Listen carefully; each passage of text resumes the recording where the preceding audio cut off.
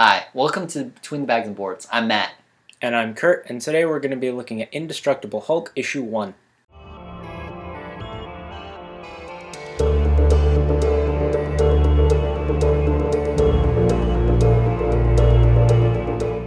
Indestructible Hulk, written by Mark Waid with art done by Lionel Yu, is another new series as a part of the Marvel NOW Initiative. The issue begins with Maria Hill, director of S.H.I.E.L.D., sitting in a diner in the small town of Manchester, Alabama, lamenting that the Hulk has been missing for a month. So what a surprising coincidence when Bruce Banner himself decides to show up and sit down for a friendly meal with Maria. Banner says he has come to the realization that the Hulk malady is incurable, and so he should stop trying to focus all of his scientific genius on a lost cause, but really try to make a difference in the world. Oddly enough, what sparks this month-long hiatus and this realization is jealousy for Tony Stark.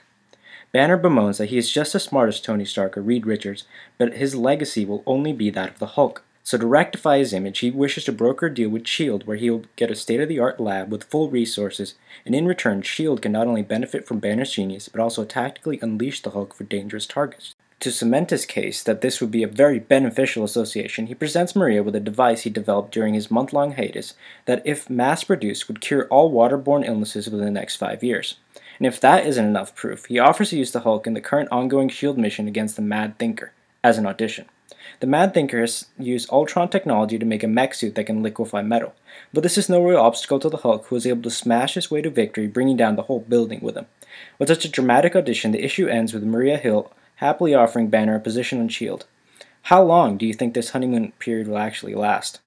So I think the honeymoon period is going to end pretty quickly, but I actually don't think it'll be S.H.I.E.L.D. that breaks it off. I think it'll be Banner. I think he'll start to realize that they're just using the Hulk in maybe not so great ways.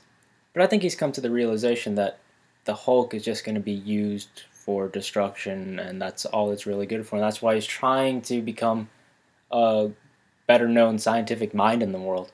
And I think it's really interesting that he's actually jealous of Tony Stark and Reed Richards. Like, he actually cares about his legacy.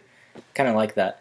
Yeah, it is kind of funny how he compared himself to the two of them, and it kind of just shows almost like the arrogance of Bruce Banner, because Bruce Banner is somewhat arrogant at times. You think so?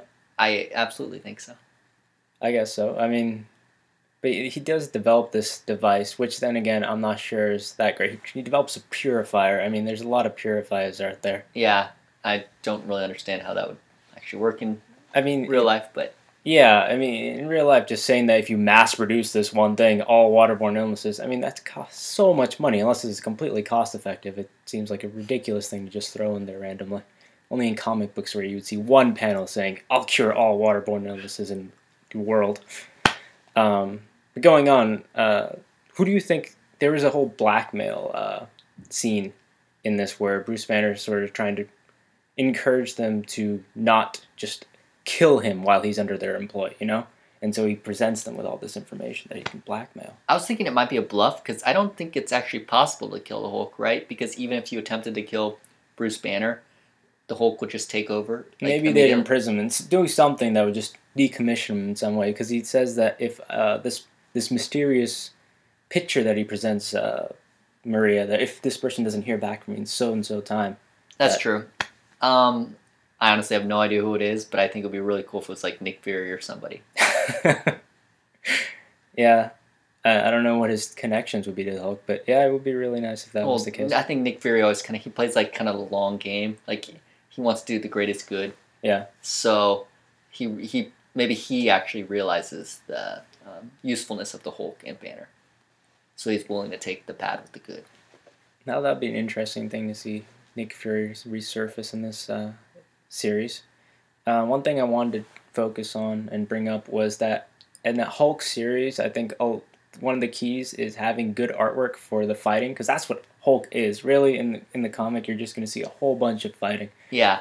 And I think they did a really good job in the fight scenes for this entire issue. Yeah, I think in the art, you really got to show like the ferocity and the destruction of the Hulk, and the art in this did that. Yeah, completely magnified it. So with that in mind, what would you give this as a grade? As a grade, I would give this a 4. I really like Mark Waid. Daredevil's great. And he also wrote one of my favorite Justice League / Batman stories, Tower of Babel. So you should check that out if you haven't yet. But I'd give it a 4 out of 5. I'd give this a 3.5 because I wasn't exactly drawn into this story that much. It was really a great introduction to the series, so hopefully it's going to get a little bit more interesting from here on out. So that's it for this issue of Between the Bags and Boards. But before we finish, we have a question for you. In the blackmailing scene, who do you think is the mysterious ally supporting Bruce Banner? Leave your answer below in the comments or contact us via Twitter or email. Also check out our Tumblr page. Please subscribe to our channel and like our videos. Thanks!